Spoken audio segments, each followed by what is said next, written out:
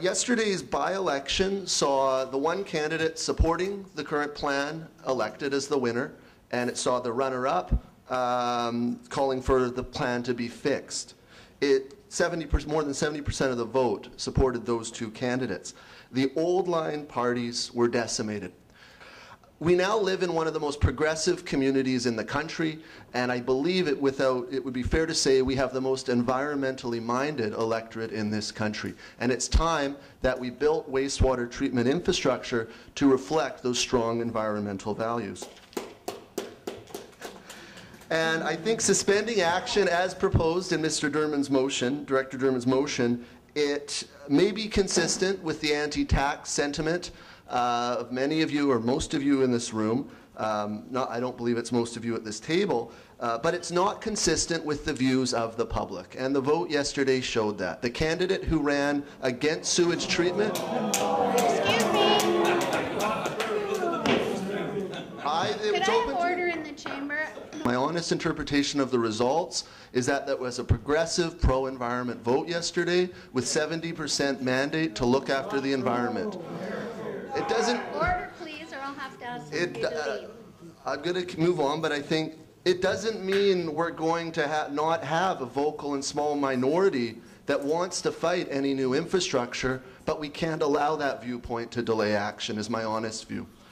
We saw the one candidate who opposed treatment vehemently finished at the back of the pack, and that's a pretty strong statement from voters. If voters wanted to kill this, they would have sent a Liberal MP to Ottawa. And I have to counter Director Isitt's interpretation of the vote. 62%, in fact, of the voters did not support the position of going forward immediately at this time. 62% of them said, we're not comfortable with it.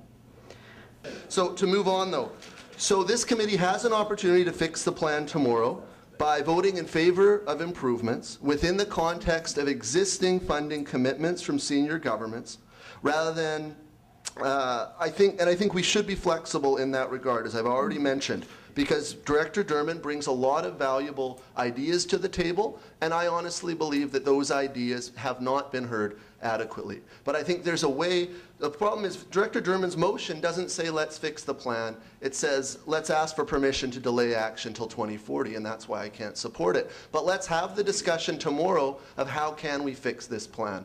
So today, as I said, it's not going to get easier. It's called intergenerational justice. And that means that a current generation doesn't delegate or abrogate its responsibility and impose that liability on a future generation. And that's why I'm voting against both of these motions today. So in closing, we have a responsibility to act, and we have a responsibility to act now to build sewage treatment infrastructure. That doesn't mean I'm an uncritical flag waver of the current plan, but that means I think we have to act now within existing federal and provincial financial commitments. I've been on the CRD board for many years and was chair in the past. I have defended the CRD's ocean disposal of sewage over many years.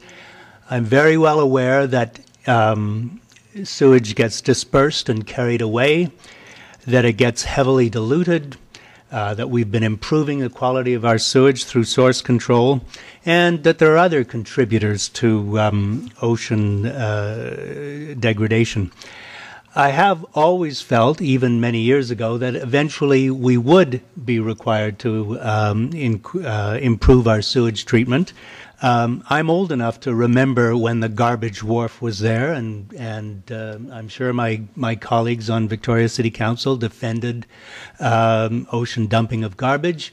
I've sat within the past couple of years on this board. We've spent hundreds of thousands of dollars improving a site where people used to dump diesel fuel into the ground, assuming that it would go away and not harm anything.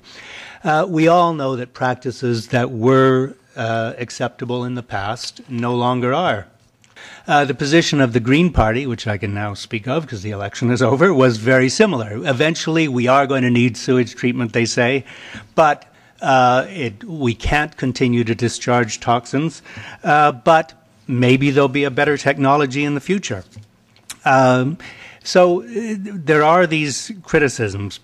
Is the plan perfect? Probably not. Will there ever be a better system? Yes, I'm absolutely sure in 10 years there will be a better system. And when 10 years comes, there will be another better system 10 years in the future after that.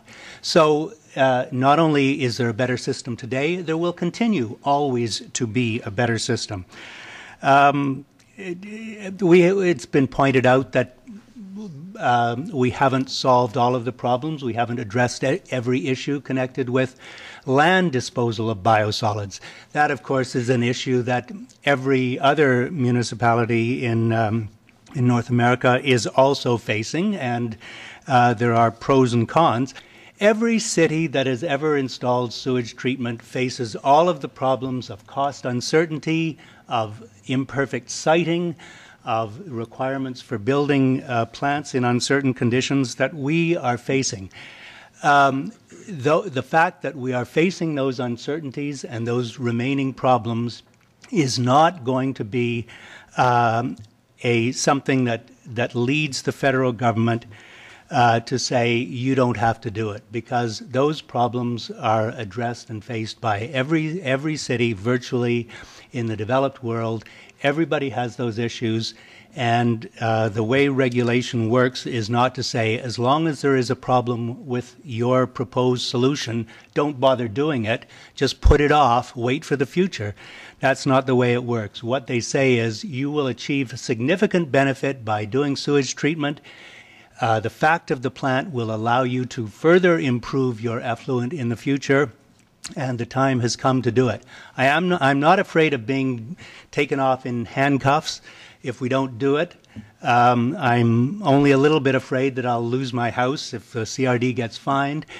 But what I am very concerned about is if we drag our feet, if today we say no, that we will lose the very significant contributions from the other levels of government, and that's not a risk I'm prepared to take. I think that one thing, and we can always question the levels, but there is evidence of damage to our marine environment. And I think it's unfortunate that there are some members in our community that, much like have to wait for the Hudson River to catch on fire to say we have an issue that we need to deal with. I would hope that we've evolved past the madmen of the 60s. We need to do something. We recognize the infrastructure has to be in place for us to move forward. We recognize we're going to improve the marine environment, both direct and indirect consequences for us as a society.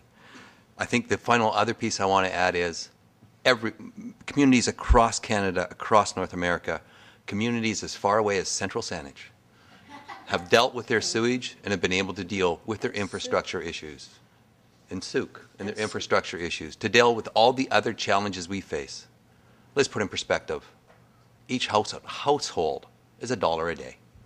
I got 4 people. That's 25 cents a day to go to the bathroom, as many times as I want. Let's put this in perspective. It is a big global cost that we, as directors, have a responsibility to implement responsibly, cost-effectively, with opportunities to change and take advantage as we move forward. But we certainly morally, as well as legally, have a responsibility to act. And that's where I will not be supporting these motions. So is this plan carved in stone? Absolutely not. Are there more changes to happen? Absolutely. And we've created the CRD Commission bylaw, which, by the way, ladies and gentlemen, the province wanted a business committee, just like they had with the Canada Line. But this committee stood firm that we wanted a CRD commission so that there was transparency, so people could go and represent to the commission. And the province has agreed to that. So there are a number of things within that bylaw that gives us oversight. And then the last thing is that it is representative technology. But we, as a group, want to see innovation through the RFP process. So we've captured all those things with the work we've done. And for all those reasons, I agree with Director Young in that I did go to Ottawa. I did talk to every you know, major MP, all parties. I talked to Baird, I've talked to a lot of provincial reps. And the issue is this: if you want to delay, then what we will be giving up is the opportunity to showcase what we can do in the capital of the province with 2/3 funding, whereas our colleagues in Metro have no funding. They have to get Lionsgate up to secondary by 2020 and Iona by 2030. So I can't support this motion. I've heard the phrase, we need more time, and over 6 years this committee has been meeting. And the process started not because we all woke up one morning and thought sewage treatment in Victoria was a great idea, but rather it was mandated by senior levels of government. And I don't think we can play that down. And the purpose of this committee being established was not to debate the pros and the cons of sewage treatment in Greater Victoria, but rather to build and construct the best possible plant considering the environmental, social, and economic impacts, and using today's best proven technology. One question I asked a peer review committee, or panel, when they came before us probably about 3 years ago, and the question was, can it be determined which treatment has the least environmental impact, land or marine? And from these profound doctors in liquid waste, the answer was, it's just like comparing apples and oranges. You can't. And for me, that was a disappointment. I thought we could, but I have to accept the fact that we can't. There are those who think we should stand up and challenge senior levels of government, and I guess that's where I get a little concerned. It's not just the governments we're challenging, but the many small communities across the country who are required to meet the same standards that are being put before us. Challenge and delays we could do, but then our government could look at us and say, people, fill your boots, build your system however you want, but make sure it meets the 2020 guidelines. And what's more, the funding that was available is no longer available. Is that a big deal? To me, it is a big deal. Stand up and challenge the government? I say no. Continue to consult and engage? I say yes. And in closing, I say this. The committee has been challenged to build a new sewage treatment plant today, not based on what might be's, could be's, if only's, someday, another day, but rather based on today's best proven technologies with opportunities to add future new technologies in future years. As such, I support moving ahead in a spirit of cooperation and consultation with both the government and with our community. Thank you very much. I, like Director Young, have been a person, and Director Brownoff, supporting what we were doing, which was basically attempting to meet the challenge by some form of dilution. And we did that with good intent, but we always did it knowing that at some point there would have to be sewage treatment in the capital. And in 2006, when the Provincial Minister of the Environment came down with the directive that we in the core area must treat our sewage, it set in motion several years of exhaustive decision making. Finally, in 2011, we approved a plan and filed it with the government. That was in 2011. In the intervening time, there has been a municipal election, and during that municipal election, we had many all-candidates meetings in Saanich, and the issue of sewage treatment was probably raised at most of them in some form or another. Each of us had an opportunity to lay out to the public exactly where we were on it and why we had taken the position that we did. At that time, I acknowledged the variety of opinions that exist in this community and will continue to exist. However, I did say that I had supported the plan and that I stood by that, and I dare say, as I recollect it, the vast majority of people who were running in that election took the same position. Throughout the 5 years of discussions, there have been various options presented and different positions taken by the committee members, and I enjoy that. I mean, it makes it very stimulating to hear the variety of opinions.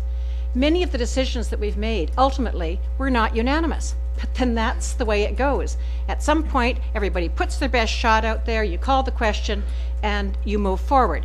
So it is not surprising, and it is not disasterly that we have reached this point, and we probably won't have a unanimous decision today. That's just the way it is in public decision making. I support the plan to the extent it will, through an RFP process, determine the best environmental and cost-effective option. A delay could put funding at risk and the region subject to fines. This issue has been debated for decades.